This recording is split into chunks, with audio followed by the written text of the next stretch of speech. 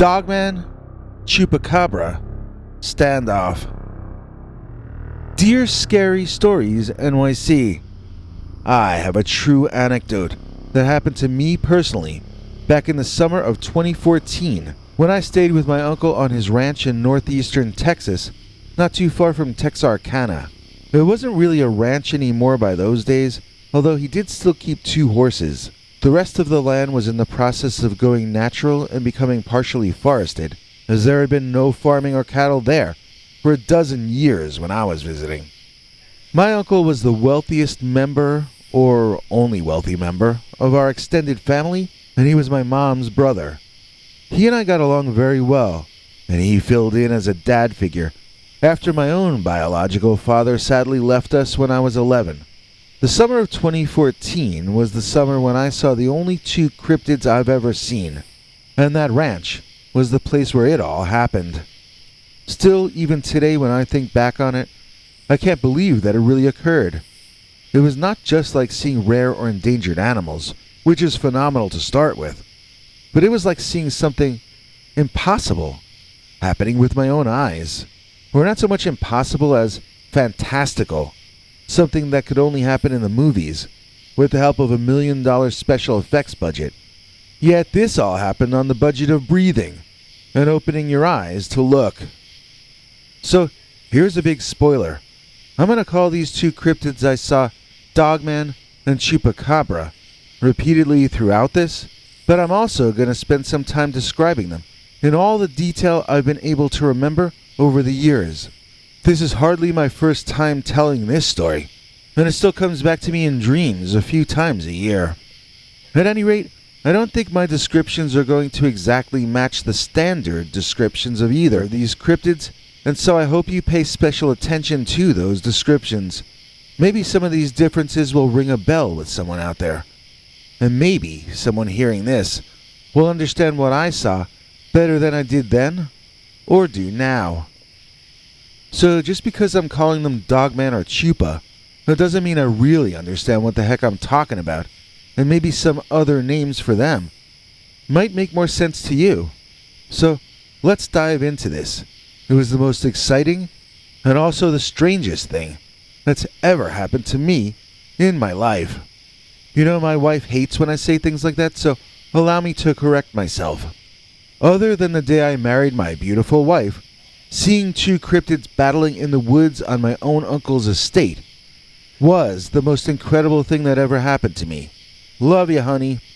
So now let's journey back to a long time ago, when I was still single and allowed to think and do as I felt. I had not inherited anything from my uncle yet, as he was still alive in those days. I was 18 and at a crossroads in my life, unsure of what kind of a future I should either be preparing for or setting out toward. While staying with my uncle, I became close friends with his servant, who I'm just going to call Elle, which means she in French. She wasn't French though. So one day Elle comes running into the house the back way, and she runs into me. Frantically, she's telling me there's a Chupacabra in the woods behind the house. I didn't believe her for some reason, and I challenged her to show me. At first she didn't want to go back there, but after enough teenage taunting, she got annoyed enough with me to grab me by the hand and lead me back into the tiny forest that was still only beginning to grow up back there. On the way, I taunted the poor girl about how unlikely it would be to find a monster living on privately owned land and so forth. The younger you are, the more you know, as they say. So we approached an area where strange animal sounds were coming from. To me, it sounded like 2 dogs running around. It sounded a lot like the dogs I had when I was growing up, minus the sounds of their dog tags. I was visualizing 2 coyotes with mange, roughhousing, and I was ready to taunt Elle even more. But I looked up at what I thought at first was a bird or a squirrel or maybe a bat on a tree branch.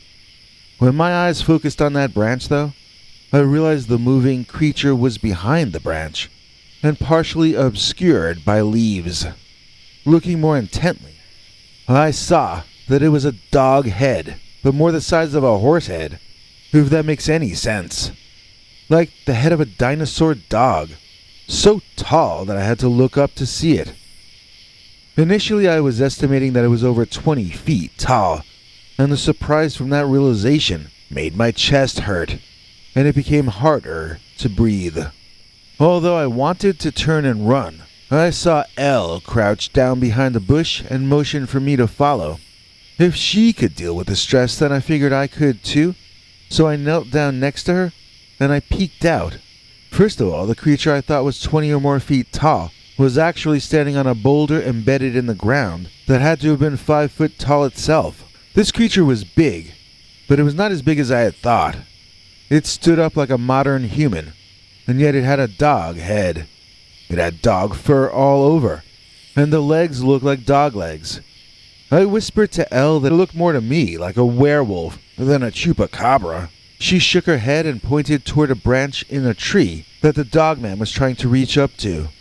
There, just out of the reach of the werewolf, was what initially looked to me like a dogman mixed with a space alien. I gasped, and I had to sit back on my behind for a while, focusing on breathing deeply and not passing out from shock. I thought I was seeing a werewolf trying to snatch an alien out of a tree.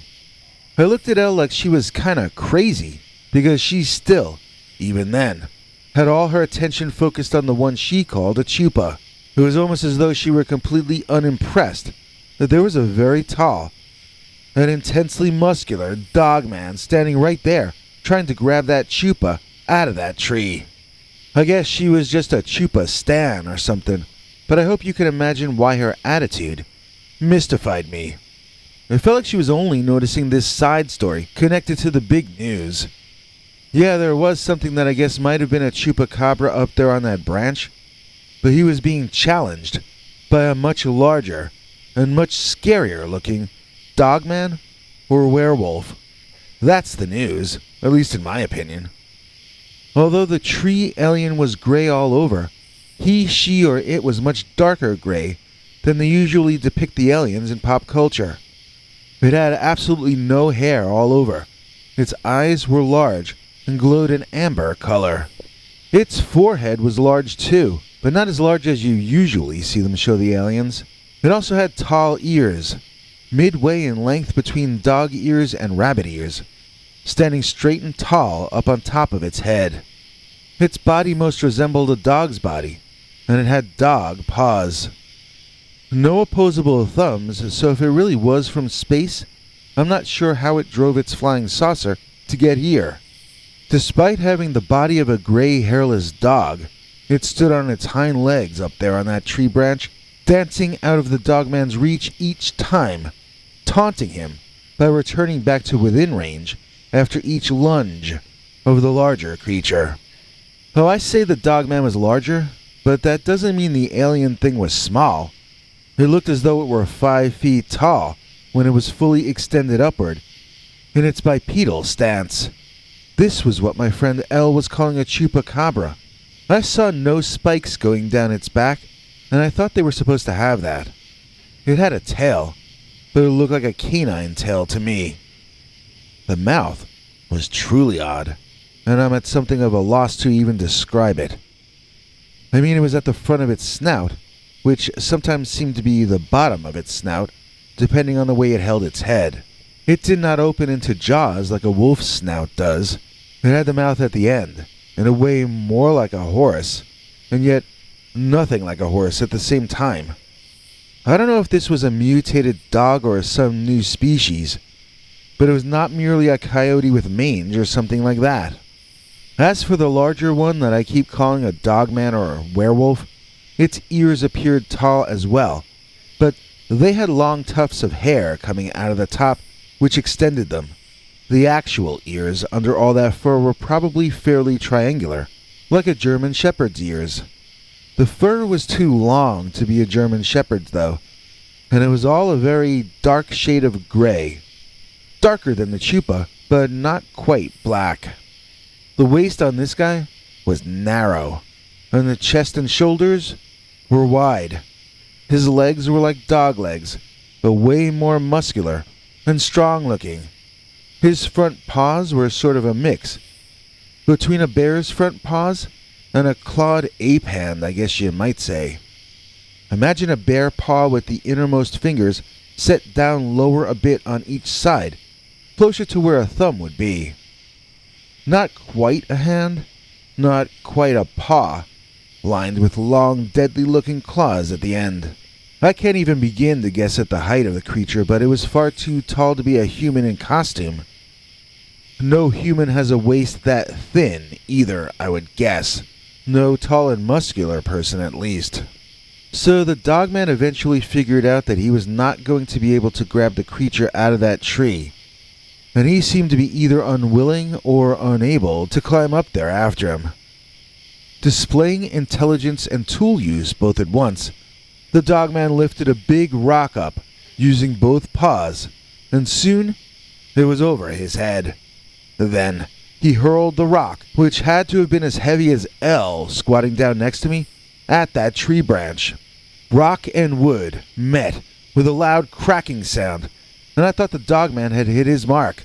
So imagine how stunned I was to see the Chupa bounce back into the scene from the opposite side, bounce off the Dogman's shoulders, then scramble up that same tree again, and land on a different and higher up branch. I mean, he ran in a circle around the trunk itself, disappearing around the back and reappearing around the front as he made his way upward to the new branch. It was like seeing a giant squirrel. The speed with which he effortlessly moved was pretty stunning. I felt the blood in my veins turn to ice. If that creature could move that fast, then nobody could outrun it. I mean that if it heard me or Al, and it decided to do something about us, we would have no choice, except, well, to have something done about us. I wanted to get out of there before either of them heard us. I turned to whisper that to Elle, but no sound came out. I motioned back toward the house, but she shook her head and returned to watching the scene in front of us. Clouds gathered overhead, and the scene darkened. I could then notice that both creatures had glowing golden eyes. In fact, those eyes were so bright that they sort of made the rest of the face look darker. The more you saw the eyes, the more the face fell into silhouette. This only made things seem spookier and supernatural or something. It felt wrong to be there, like we were seeing something genuinely evil. I wanted to preach to Elle. I wanted to warn her that we might get stuck there. We might lose our souls if we stayed any longer, but I still found myself too scared to risk making any sound at all. I watched as the Dogman broke the rest of the branch he had slammed the rock into off of that tree, and I saw him swing the branch at the Chupa, who easily avoided each blow, sometimes bouncing down to the ground, biting the Dogman on the leg or tail, then circling around to scratch his way back up the tree again, out of reach before the Dogman could react. It was strength versus speed. The Dogman couldn't win because he was too slow. His strength could break the things around the Chupa, but not the creature itself. Similarly, the Chupa could not defeat the Dogman because, although his speed granted him the ability to attack at will, his attacks needed to be extremely brief so that he could escape before getting crushed and torn apart by the far larger and stronger Dogman. The Chupa was able to annoy the werewolf man like a gnat or a mosquito. He was never going to do any real damage. To me, it seemed like a standoff, and I didn't want to be there when one or the other got bored or frustrated with this set of events. I didn't want them taking their frustration out on me and Elle. We were neither as strong as the Dogman, nor as fast as the Chupacabra. The stress was overwhelming me, and I remember sliding my back up to a tree just behind. It was hard to keep my eyes open, and hard to see through the dancing blackness overtaking the edges of my vision. I was struggling to remain conscious when I heard a very loud cracking noise, which brought me to a state of a bit more attention. I saw both the creatures running further into the woods, away from us, and out of our view. They no longer seemed to be chasing each other, however. They both seemed to be running away from the same thing. I felt myself being lifted to my feet from behind, and I smelled gunpowder in the air. I soon was being asked questions by my uncle and one of his workers. Elle was answering some of them, but when I was asked if I could walk, I remember saying yes. It's still odd to me, 8 years later, how Elle reacted, only telling me about the Chupacabra and never mentioning the Dogman. But who am I to judge anyone else, since my reaction was to practically faint and to become incoherent? I guess some of it has to do with reacting to shock and surprise, but I wonder if any of it also might have to do with the nature of the Dogman and the Chupa themselves. I mean, if those are real animals in the normal sense, then why can't I go to the zoo and feed beef jerky to the Dogman? You know what I mean? Yes, we witnessed real physical beings fighting each other, but where did they go when it was all over? Where do monsters like this always go when the search party goes out looking for them? I don't understand enough about science and nature to really speak to that topic, but it sure does feel to me that these creatures are from another world, in one sense or another. I mean, maybe it's not another dimension they arrive from. Maybe they live underground, in cavern systems that we don't know about. Maybe they only come up here to feed. Or maybe they only come up here by accident, when they get really lost. Maybe the ones we see are outcasts. Or maybe they're explorers. Since we've got none of them we can study in person, we don't really know how intelligent they are, or what the limits of their physical abilities are either. We also don't know how they feel about us, although I've rarely heard of them seeming to have good intentions toward human beings. I know there are accounts which are exceptions to that rule, but generally speaking, if I ever see another Dogman, I'm more likely to hide from it and attempt escape than to walk up to it and offer to shake hands. Now, I now live at that ranch.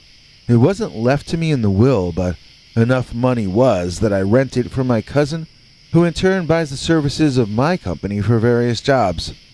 I have not seen the Dogman, nor has my wife, but then again, we don't go looking for it.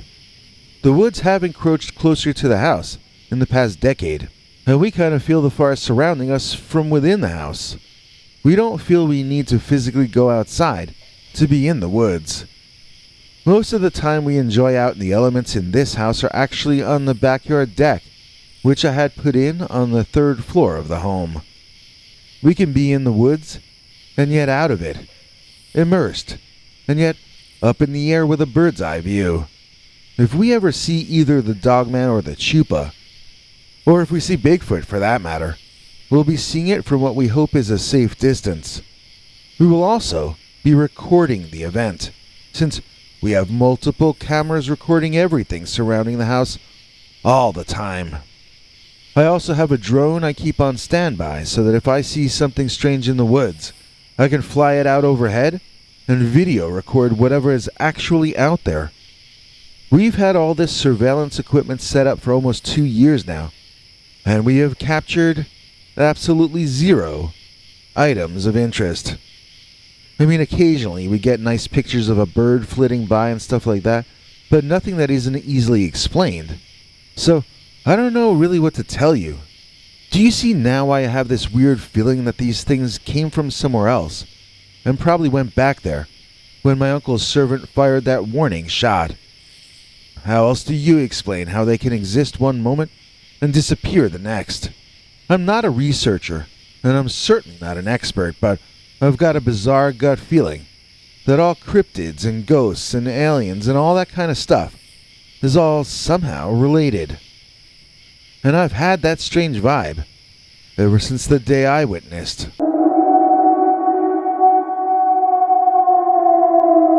Dogman, Chupacabra, standoff. When the elements conspire to make our world regress, we're rescued by donations from today's EPCS. Please join us in thanking today's executive producer, CS, for keeping us on the air in so many ways. She is a channel member and so gets our secret, uncensored, scary Dogman stories each week, as well as our over 25 hours of secret, uncensored, archived Dogman stories. This time, CS has gone ahead and made an additional donation to us using our handy-dandy thanks button. It's under each of our videos, And it's sort of the equivalent of Super Chat, but it's for channels like us who don't do live streams. Due to inflation, ad buyers are spending less, so even when we have a popular video showing ads, we get paid less than just a few months ago. YouTube had been sending us warning emails that now they are no longer allowed to serve targeted ads to anyone under 18, which will further lower what we creators get paid. According to YouTube analytics, our audience is almost exclusively adults, so you would think that wouldn't affect us, but I bet it does. Oh, that reminds me, someone requested a Henrey Dogman mug for our merch store, and I would like to announce that we've made that happen. We've got Hank, we've got our old pal Bigfoot, that handsome devil, and we've got a Dogman mug or two. I believe all of them have our skull logo somewhere as well, and I hopefully have remembered to put the link to that in the description or a pinned tweet. Okay, this windbag is out of hot air for now, so here's Henrey Dogman to fill in whatever I left out. Hank? Thanks, Biggie. And thanks to all of you for watching this far. If you liked it, please click like. If you'd like to see more of our work, please subscribe. And also click that bell icon if you'd like to be notified when we put out a new episode. To become an executive producer, you can donate to us through the thanks button under each of our videos or through our paypal.me/PeterBernard209 page.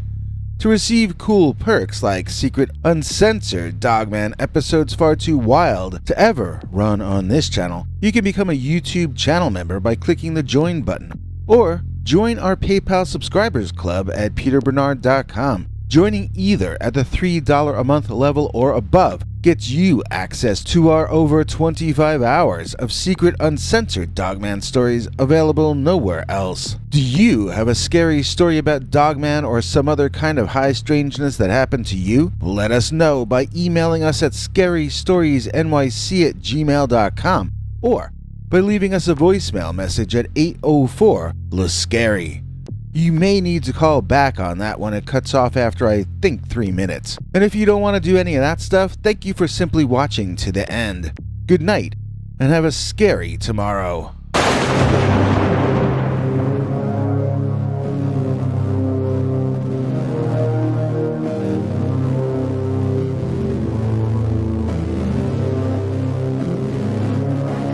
Come back for more scary stories.